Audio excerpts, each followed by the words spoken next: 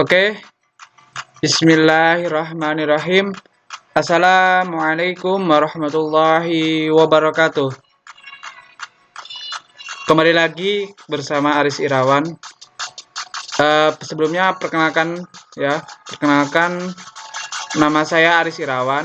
Saya dari program studi Pendidikan Teknologi Informasi di salah satu perguruan tinggi negeri di Lampung, yaitu Universitas Lampung. Saya bersama rekan saya, yaitu dengan Guraris Parera. Kami dari kelompok 6. Di sini kami akan menjelaskan mengenai ujian hasil praktikum. Sebelum saya menjelaskan, saya mengucapkan permohonan maaf terhadap saudara Kak Enggas sebagai asisten praktikum dan kepada dosen pengampu, yaitu Pak Rizky. Mohon maaf dikarenakan saya belum bisa menampilkan Adobe XD dikarenakan ada beberapa kendala. Yang pertama mengenai sinyal, yang kedua mengenai laptop. Saya sudah mencoba untuk meminjam laptop di desa saya sendiri maupun desa tetangga, yaitu 2-3 laptop. Namun hasilnya sampai saat ini 0. Dari 2 minggu yang lalu sudah berusaha untuk meminjam, dan memang laptop ini sedang dipakai untuk ujian juga mahasiswa UIN, mahasiswa IAIN, dan mahasiswa Dharma Jaya. Saya sudah beberapa meminta untuk meminjam, namun beliau juga sedang UAS, jadi saya hanya bisa meminjam seminggu 1 kali, jadi tidak maksimal. Nah, untuk mengenai Adobe XD, saya sudah menginstal 3 laptop. Yang pertama itu terkendala dengan sinyal yang kurang mendukung. Terus untuk mendownload kita harus mendownload 3 aplikasi. Nah, oleh karena itu 3 aplikasi itu saya sudah mencoba mendownload dan tetap tidak bisa. Itu yang terkendala dengan laptop yang 1 dan 2. Untuk laptop yang ketiga sudah keinstal, namun terjadi error di laptop satunya. Oleh karena itu saya mohon maaf, saya tidak bisa. Sekali lagi saya mohon maaf yang sebesar-besarnya kepada Kak Enggas selaku asisten praktikum dan kepada Pak Rizky selaku dosen pengampu RPL, rekayasa perangkat lunak. Tidak panjang lebar, tadi saya mohon maaf dikarenakan saya tidak bisa menampilkan Adobe XD. Untuk US case-nya atau star UML-nya sudah saya upload di pertemuan kemarin, yaitu di ujian tengah praktikum. Itu sudah saya buat, yaitu mengenai bagaimana cara kita membuat US case diagram. Oke, langsung saja untuk kepada inti. Di sini kami membuat praktikum, jangan akhir praktikum, yaitu mengenai SIAPU, Sistem Akademik Pemilihan Umum. Nah, untuk SIAPU ini, kenapa sih kami memilih SIAPU ini? Untuk yang pertama, konsep dasar dalam SIAPU ini yaitu pemilihan umum atau pemilu merupakan akronim dari pemilihan umum. Ialah suatu sarana kedaulatan rakyat dalam sistem pemerintahan demokrasi NKRI. Jadi betapa pentingnya dalam pemilihan umum ini ketika 5 tahun sekali atau pesta rakyat, ya, bisa dinamakan pesta rakyat pemilihan umum. Pemilihan ini sangat vital dalam satu negara demokrasi, di mana untuk memilih calon pemimpin dan penerusnya, dan bisa dilihat secara langsung, yaitu seperti ini, yaitu pemilihan dilaksanakan asas umum, bebas, rahasia, jujur, dan adil. Ada 3 jenis. Nah, ini bisa skip ya, atau bisa dibaca. Itu pilpres, pileg, atau pilkada. Ada 3. Kemudian ada landasan hukumnya. Nah, oleh karena itu kenapa saya memilih atau kami memilih untuk pemilihan umum? Di sini dengan sistem aplikasi pemilihan umum atau SIAPU ini akan mempermudah penyandang disabilitas dalam proses pengaksesan. Jadi betapa susahnya ya dalam kita sendiri yang uh, alhamdulillah diberikan kesempurnaan, namun kita susah apalagi penyandang disabilitas. Oleh karena itu kami membuat sebuah aplikasi yaitu pemilihan umum SIAPU untuk disabilitas. Nah, untuk golput juga memiliki dampak negatif seperti membesarkan potensi manipulasi suara saat seorang pemilihan tidak menggunakan hak pilih. Tersisa satu surat suara yang tak terpakai, maka suara yang tak digunakan tersebut membuka potensi manipulasi suara oleh oknum yang mungkin melakukan kecurangan. Nah, terus apa sih disabilitas itu? Tadi kita sudah melihat pengertian pemilihan umum. Nah, disabilitas itu adalah istilah yang meliputi gangguan, keterbatasan aktivitas, dan pembatasan partisipasi. Gangguan itu banyak, macam-macam banyak. Apa yang jadi pengertian dari gangguan yaitu sebuah masalah pada fungsi tubuh atau strukturnya. Suatu pembatasan kegiatan adalah kesulitan yang dihadapi oleh individu dalam melaksanakan tugas dan tindakan. Seperti halnya yang tadi yang saya sudah jelaskan, mengenai pemilu tadi ya, kita saja yang mempunyai kaki, mata yang alhamdulillah diberikan kesehatan, kita juga susah untuk terkadang malas, sifat malas, kemudian kita bingung bagaimana sistemnya, apalagi yang disabilitas gitu.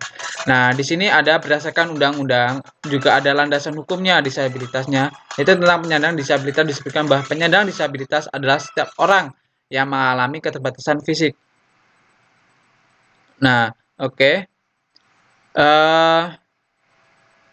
Tadi sudah dibaca, kemudian pengertian dari software Android Studio.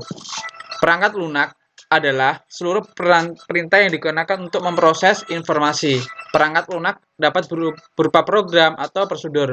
Sebuah komponen perangkat lunak harus didesain dan diimplementasikan sehingga dapat dipakai lagi pada berbagai program yang berbeda. Komponen perangkat lunak dibangun dengan bahasa pemrograman yang memiliki kosakata yang terbatas, sebuah tata bahasa yang dibatasi secara eksplisit, serta aturan sintak yang dibentuk secara baik. Pada tingkat yang paling rendah, bahasa-bahasa itu mencerminkan serangkai instruksi perangkat keras. Nah, pembuatan sistem aplikasi pemilihan umum SIAPU ini akan menggunakan bantuan software Android Studio. Android Studio itu apa sih? Yaitu platform yang telah dirancang untuk membangun aplikasi Android. Android Studio bersifat open source dan mungkin kan mengembangkan aplikasi untuk menciptakan lingkungan pengembangan yang disesuaikan IDE. Dalam Android Studio terdapat banyak fitur. Nah, berikut ada beberapa fitur yaitu A sampai G. Fitur yang pertama mengenai versi Gradle yang fleksibel. Itu yang kedua, emulator yang cepat. Kemudian yang ketiga, lingkungan yang menyatukan untuk mengembangkan aplikasi Android. Yang keempat yaitu template kode dan integrasi dengan GitHub. Yang kelima, alat pengunci dan kerangka kerja yang ekstensif, dukungan C++ dan NDK, dukungan Google Cloud Platform. Nah, untuk pelaksanaannya, bagaimana sih kita melaksanakan dalam SIAPU ini dengan disabilitas? Untuk yang pertama, persiapan kegiatan. Untuk persiapan analisis kebutuhan digunakan untuk memperoleh informasi faktual terkait bahan, yaitu dengan cara analisis kebutuhan mengenai apa saja sih yang diperlukan untuk tahap pelaksanaan pemilihan umum tadi. Nah, untuk persiapan alat dan bahan kita pasti mempersiapkan alat dan bahan ya. Untuk mempersiapkan alat dan bahannya, yang pertama informasi atau berupa bahan. Informasi kita bisa kerjasama dengan Bawaslu atau Bawaslu di setempat atau panitia untuk menyiapkan pemilihan umum setempat. Dan kita harus mengunjungi KPU gitu. Kita harus menginstal aplikasi Android Studio. Pastinya kita juga memiliki HP Android. Kemudian bisa mengunjungi KPU Bandar Lampung dalam mengikuti protokol COVID-19. Nah, ini digunakan untuk wilayah Bandar Lampung atau wilayah daerah Mesuji juga bisa. Atau wilayah yang lain sebagainya yang memungkinkan untuk menginstal aplikasi.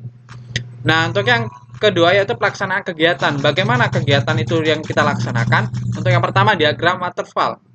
Apa sih diagram waterfall ini? Metode seperti apa yang kita gunakan dalam Siapu ini. Untuk yang pertama, analisis kebutuhan. Nah, analisis kebutuhan, kemudian kita masuk ke pembuatan sistem aplikasi pemilihan umum, kemudian kita masuk ketiga yaitu mengunjungi gitu. Jadi yang pertama kita menganalisis dulu.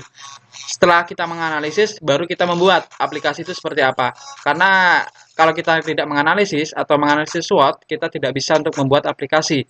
Setelah kita membuat aplikasi, sudah ada rancangan, sudah ada bangunan, baru kita mengunjungi KPU.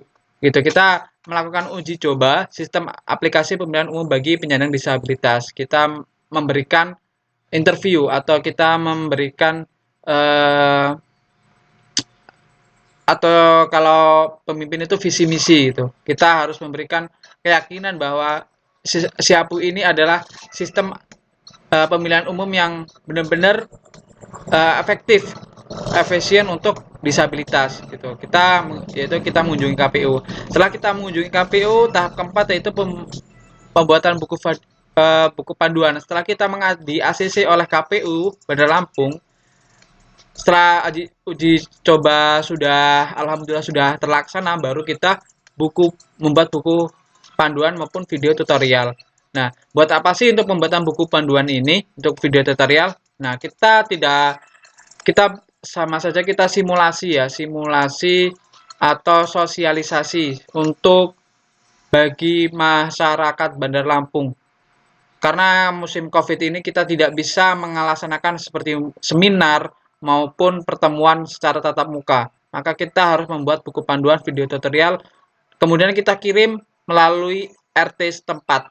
Nah, atau kita memberikan himbauan kepada warga Bandar Lampung melalui bupati, kemudian setelah bupati wali kota ya, wali kota, kemudian setelah wali kota kecamatan, setelah kecamatan lurah, setelah lurah baru RT RW. Nah, seperti itu. Itu langkah kegiatannya. Itu poin keempat. Nah, poin kelima ini adalah pembuatan laporan hak paten dan haki sistem aplikasi pemilihan umum. Pembuatan laporan ini adalah kita harus ada landasan hukumnya. Nah, ada landasan hukum, terus kita membuat dokumen-dokumen untuk bahwa sistem aplikasi ini sudah disetujui gitu. Nah, setelah kita ada payung hukumnya atau landasan hukumnya, baru kita mempublikasikan sistem aplikasi ini pemilihan umum ke jurnal nasional maupun ke Play Store. Nah, serta video tutorial pada YouTube. Itu untuk pelaksanaan kegiatan. Tadi ada 1 sampai 6. Itu pelaksanaan kegiatan. Nah, untuk urutan forechat urutan ya, urutan dalam ini kita harus memiliki forechat atau kalau bahasa forechat itu algoritma atau susunannya, ada kerangkanya. Tuh, suatu sistem dengan simbol-simbol tertentu menggambarkan urutan proses secara mendetail dan hubungan antara suatu proses instruksi dengan proses lainnya dalam suatu program pada gambar berikut. Nah, ini adalah flowchart-nya atau registernya atau pendaftarannya. Ini flowchart ini ketika kita aplikasi sudah jadi atau simulasi seperti ini. Nah, sistem pemilihan umum Siapu ke pengguna aplikasi, kemudian pengguna aplikasi dengan membaca. Jadi ada dua ya, ada dua. Yang pertama itu listening, pakai suara, membaca. Ketika kita pendengaran kita terbatas maupun pendengaran kita terbatas, maka kita disarankan untuk membaca. Kalau pendengaran terbatas, pembicara kita terbatas, disabilitas kita susah untuk membaca, mendengar, kita maka disarankan untuk menggunakan aplikasi yaitu dengan suara.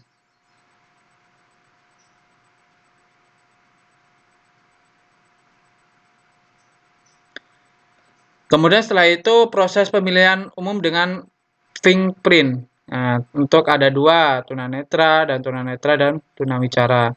Setelah kita untuk membaca sama saja. Ini namun kalau membaca kan ada tiga, yaitu tunarungu, pendengaran ya. Kita kalau dengar kita susah, maka kita disarankan untuk membaca tadi. Tunawicara, bicara susah, tunadaksa gitu. Nah, ini flowchart-nya, registrasinya seperti ini, yaitu pertama start atau mulai, register, yaitu kita untuk mendaftar, kemudian input, itu kita harus menginput dua. Yang pertama input NIK, yang kedua input nomor DPT atau nomor pemilihan dalam pemilu. Itu yang ada di KPU ya. Setelah itu kita konfirmasi register dan proses pemilihan umum N atau selesai. Itu tadi. Kemudian untuk implementasinya itu seperti apa sih kita untuk mengimplementasi aplikasi ini?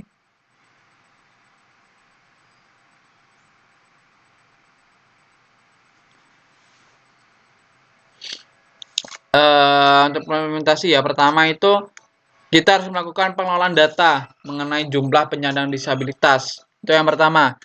Dan yang kedua, petugas KPU datang ke kediaman penyandang disabilitas. Jadi ketika disabilitas tadi ya sudah kegiatan tadi kita sudah di-ACC oleh KPU, kemudian petugas KPU membagi panitia. Setelah kita membagi panitia, maka kita akan melaksanakan interview kepada disabilitas. Kita bisa ke tempatnya langsung gitu kan. Karena disabilitas itu kan susah ya, susah untuk bergerak, susah untuk berbicara, berbanyak macam gangguan gitu. Jadi kita petugas KPU ke disabilitas, penyandang disabilitas, namun harus kita juga menjaga protokol. 1 sampai 2 orang saja, tidak banyak-banyak. Kita kenapa kedatangan kita ke sana? Apa kedatangan kita ke sana? Yaitu membagikan buku panduan. Tuh, buku panduan nggak bisa kita download, tuh, bisa di-download, namun kalau kita yang membaca susah kan gitu. Jadi kita bagikan buku kita, buku panduan, kemudian digunakan untuk dibaca. Untuk yang benar sehatannya benar terjaga, kita membaca ya. Kemudian ada pertanyaan, kita berikan, kita jawab gitu. Kemudian yang keempat yaitu petugas KPU melakukan sosialisasi. Nah, sosialisasi ya tadi kita menjelaskan yang pertama bahwa sosialisasi tidak bisa dilaksanakan karena COVID-19.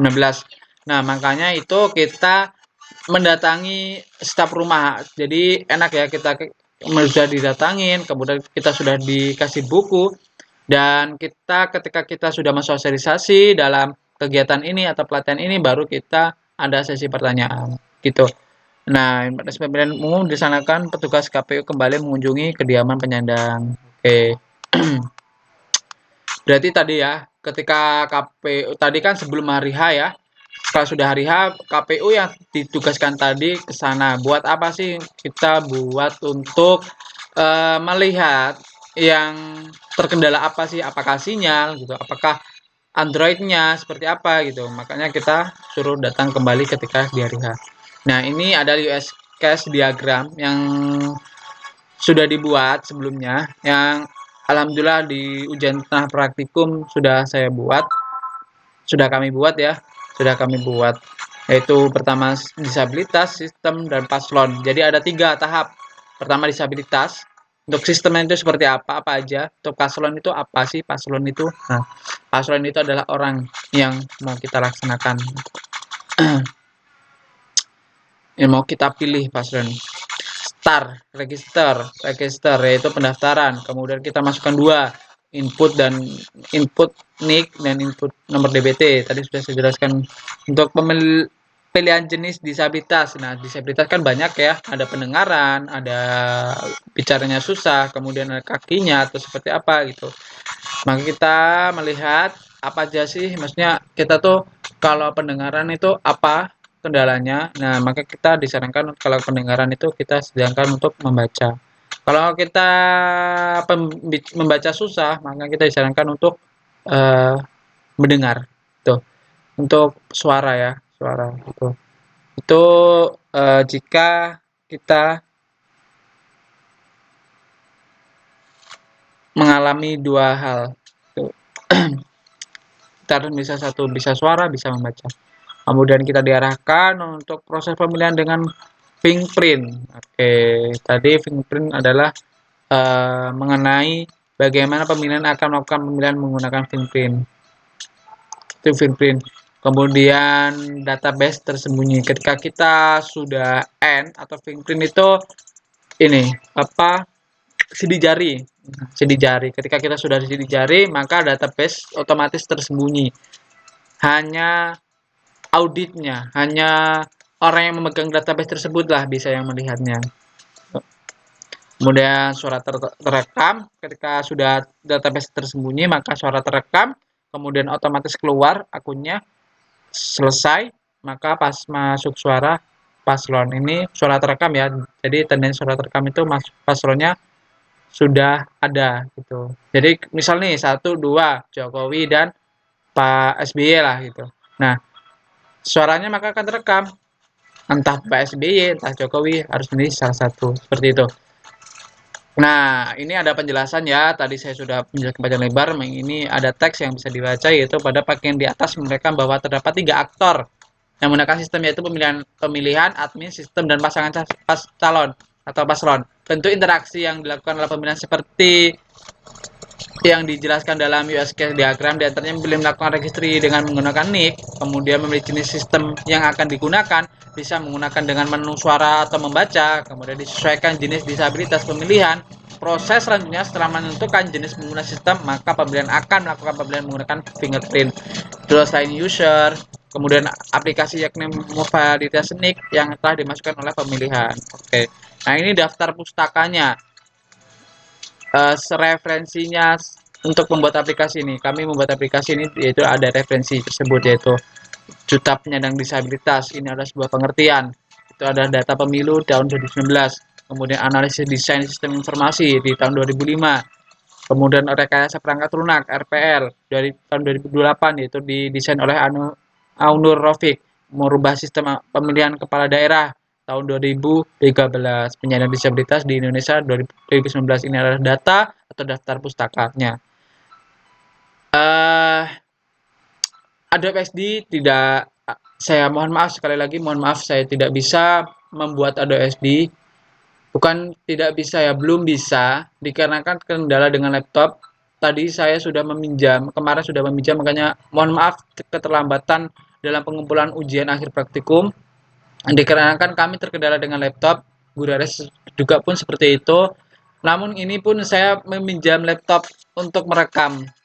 Tuh, untuk laptop saya sendiri, laptop saya sendiri tidak bisa merekam dan tidak bisa menginstal aplikasi. Bisa menginstal aplikasi namun speknya yang sangat rendah. Tuh, tapi saya tadi kemarin sudah mencoba juga error. Ini pun saya mendownload untuk dari desainnya Kak Engga maupun dari Google, namun susah. Harus ada beberapa aplikasi yang harus kita install. Nah, di sini kami berinisiatif untuk menggambarkan seperti di Adobe XD. Dan saya sekali lagi mohon maaf, saya akan sedikit menjelaskan mengenai gambaran aplikasinya, yaitu Siapu. Nah, untuk Siapu tuh ini yang pertama. Ini yang pertama adalah tampilan pertama awal ya. Awal seperti ini, yaitu Siapu sistem aplikasi pemilihan umum. Namun sistem aplikasi pemilihan umum hanya disabilitas gitu, hanya disabilitas. Kemudian kita dimasukkan tadi ya di format nick dan nomor urut PPT, yaitu yang ada terdapat di KPU, Komisi Pemilihan Umum. Setelah kita masuk, maka kita disuruh untuk nama kita, mengklik nama kita, your name. Kemudian kita sudah mengklik nama kita, saya akan zoom.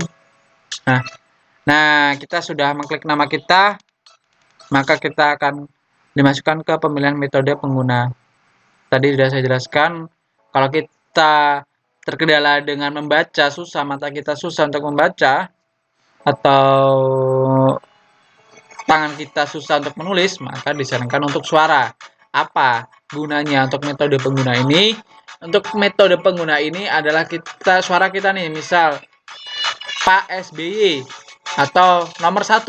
Nah, maka database-nya akan tersimpan. Kalau membaca, kita membaca ya, sekedar membaca, kemudian kita klik itu bisa. Kita mendengar. Membaca kan buku panduan atau itu Pak SBY. Terus tunarungu, tunarungu yang bisa mendengar tadi metode pengguna yang bisa mendengar nomor satu. Nah, nomor satu terus kita klik bagian nomornya gitu. Seperti itu untuk menggunakan aplikasi. Untuk mendengar listening ada tunanetra, tunaganda yaitu tunanetra dan tunawicara. Ini ada dua dibagi, kemudian mendengar listening seperti ini. Pak mendengar klik tadi kan SB nomor satu, Jokowi nomor satu. Nah itu.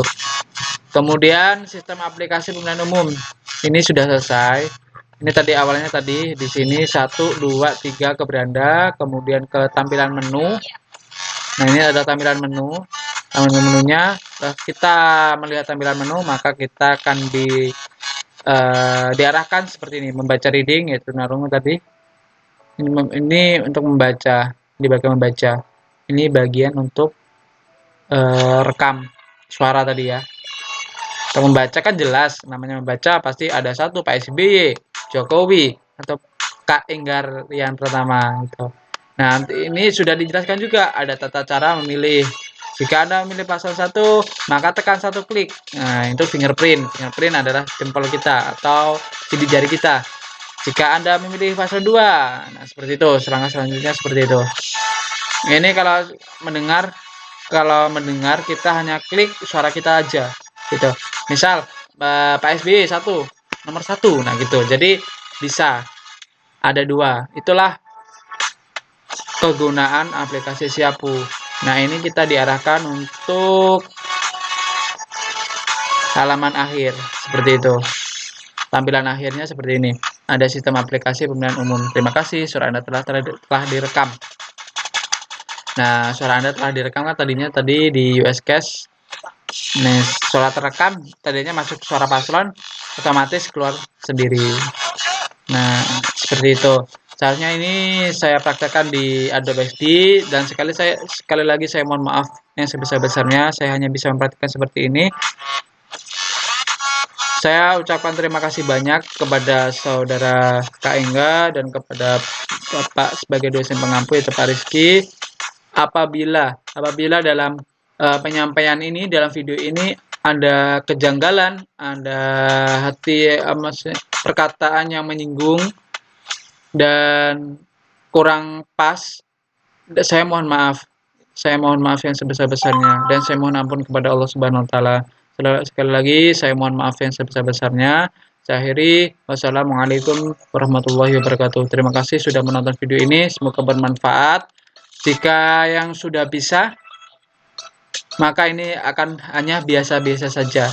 Namun jika yang belum bisa, insya Allah bermanfaat untuk bagi orang yang belum bisa. Terima kasih, saya akhiri. Wassalamualaikum warahmatullahi wabarakatuh.